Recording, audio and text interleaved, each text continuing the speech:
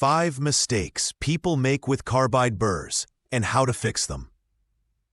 Carbide burrs are one of the most useful cutting tools in a shop because they can shape metal fast, clean welds, open up holes, remove broken hardware, smooth castings, and reach places larger grinding wheels can't.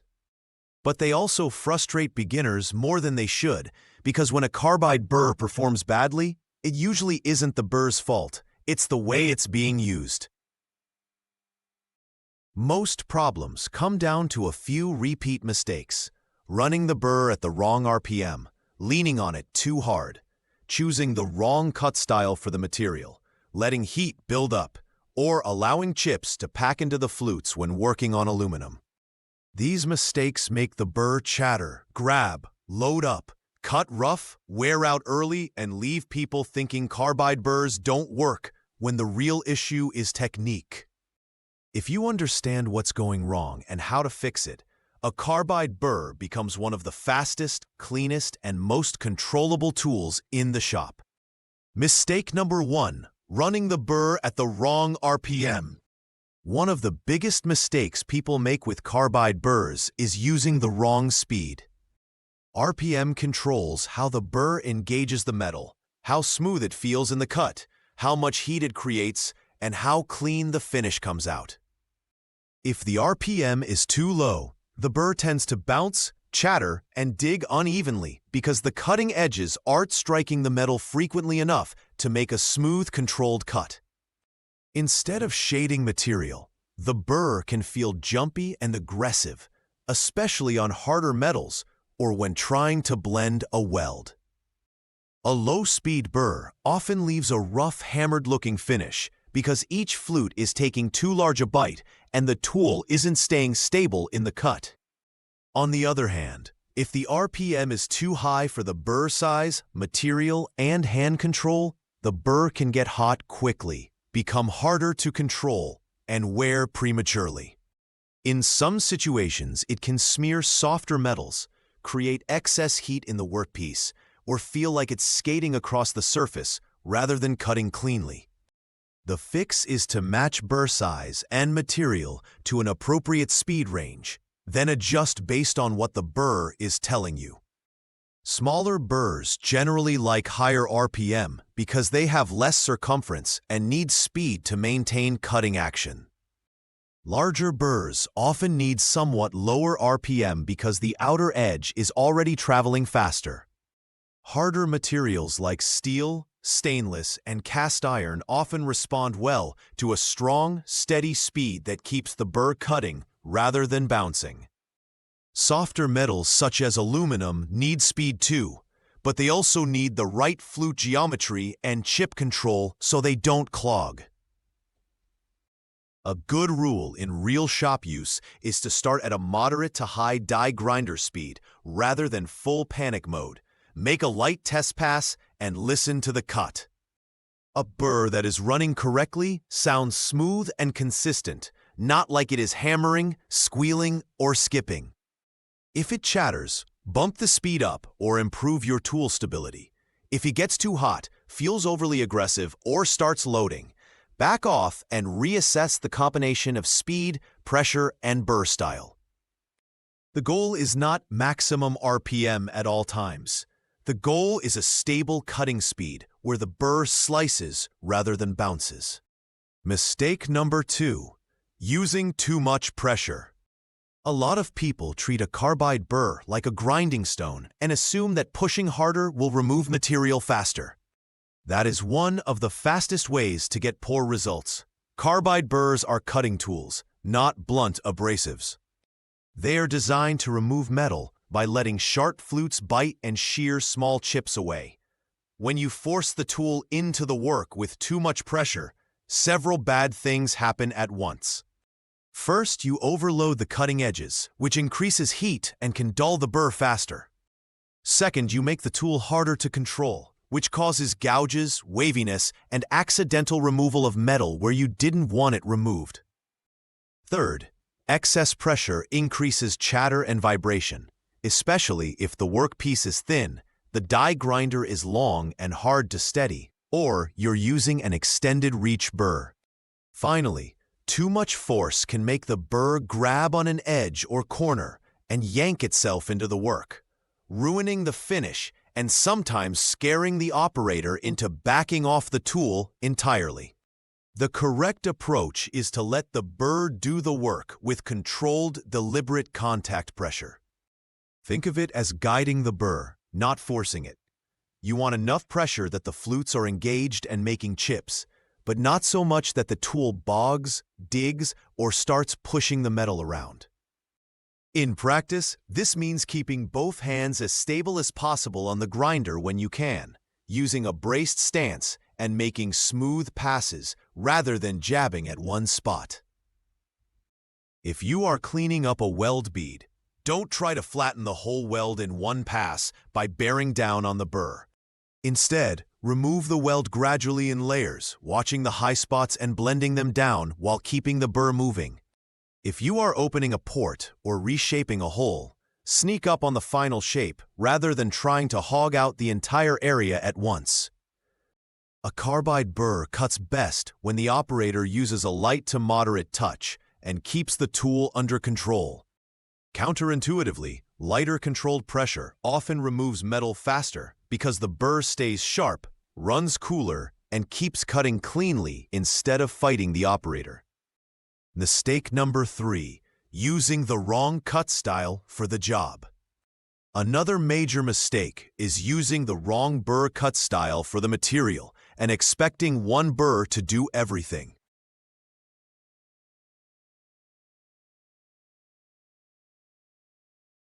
A double-cut carbide burr has additional intersecting flutes that break chips into smaller pieces. This usually gives the operator more control, reduces grabbing, and produces a smoother finish on many ferrous materials like steel, stainless, and cast iron. It's often the go-to choice for general metalworking, deburring, weld cleanup, and shape blending because it feels less violent in the cut and leaves a more refined surface. A single-cut burr, by contrast, has fewer flute intersections and tends to take longer, more open chips. It can cut very aggressively and is useful when you want faster stock removal in some materials or a certain cutting feel, but it can also feel rougher and more prone to chatter if the setup or technique isn't right. Where people really get into trouble is assuming a standard steel-cut burr will also work perfectly on aluminum. Aluminum behaves differently because it is softer, more likely to smear, and notorious for packing into the flutes. If you use the wrong burr geometry in aluminum, especially a fine-tooth burr meant for steel, the chips can weld themselves into the cutting edges and turn the burr into a smooth, useless lump in seconds. That is why aluminum-cut carbide burrs have a different flute design with wider gullets and more room to evacuate chips. The fix is to choose the cut style based on both the material and the type of finish you want. For general steel and stainless cleanup, a double-cut burr is often the easiest to control and the best starting point for beginners. For aggressive removal in certain cases, a single-cut burr may be useful if the operator wants a freer cutting feel and can control it. For aluminum, magnesium, and other gummy non-ferrous materials, use an aluminum-cut burr specifically designed to resist loading. Choosing the right cut style is not a small detail. It changes how the burr sounds, how fast it cuts, how smooth it feels, and whether the job goes cleanly or turns into a mess. Mistake number 4, ignoring heat buildup. Heat is one of the hidden reasons carbide burr jobs go wrong. Operators often focus on shape, speed, and finish, but ignore the fact that every second the burr is in contact with the workpiece, friction and cutting force are generating heat in both the tool and the metal. Too much heat creates multiple problems. It can discolor the workpiece, especially on stainless. It can soften or smear softer metals. It can make the burr feel less predictable because hot chips don't clear as well, and hot metal can change how the burr bites. Excess heat also shortens tool life by stressing the cutting edges, and it can make the job uncomfortable or unsafe when the part gets too hot to handle. Heat becomes especially problematic when someone parks the burr in one spot, leans too hard, uses too much RPM with poor chip evacuation, or tries to finish an entire area without moving around. The fix is to cut in a way that manages heat before it becomes a problem. The first part of that is motion. Keep the burr moving rather than dwelling in one spot, unless you are intentionally making a precise correction. If you are blending a weld, work across the weld bead in passes instead of holding the burr in the same area until it glows hot. If you are porting or enlarging an opening, alternate your contact area and remove material progressively so one edge isn't taking all the heat. The second part is pressure control. Too much force drives up friction and heat, so a lighter controlled cut usually runs cooler. The third part is speed control. If the burr is screaming, smearing, or generating heat faster than chips are leaving, the speed and pressure combination may be wrong. Finally, on longer jobs, give the part and the burr a chance to cool rather than treating it like a race. Heat management is really about preserving control. A cool, clean cutting burr is predictable. An overheated burr and workpiece are where chatter, loading, poor finish, and tool wear start multiplying. Mistake number 5. Letting aluminum chips clog the burr. Chip clogging, often called loading, is probably the most common frustration when people use carbide burrs on aluminum. The operator starts cutting. Everything looks fine for a few seconds, and then suddenly the burr stops cutting cleanly. Instead of throwing chips, it begins smearing, skating, and rubbing. The finish gets ugly, the tool gets hot, and the burr feels like it has gone dull almost instantly. What actually happened is that soft aluminum packed into the flutes and filled the spaces that are supposed to carry chips away. Once the gullets are packed, the cutting edges can't do their job, and the burr transitions from a cutting tool into a friction tool. Beginners often respond by pushing harder, which only makes the loading worse and can quickly ruin the work surface. The fix starts with using the correct burr for aluminum. Ideally, an aluminum-cut carbide burr with larger flute spacing designed to eject bigger chips and resist packing. That alone makes a huge difference, but technique still matters. Keep the burr moving. Don't bury it too deeply, and avoid heavy pressure that mashes chips into the flutes. Many operators also use a lubricant or anti-loading aid when cutting aluminum.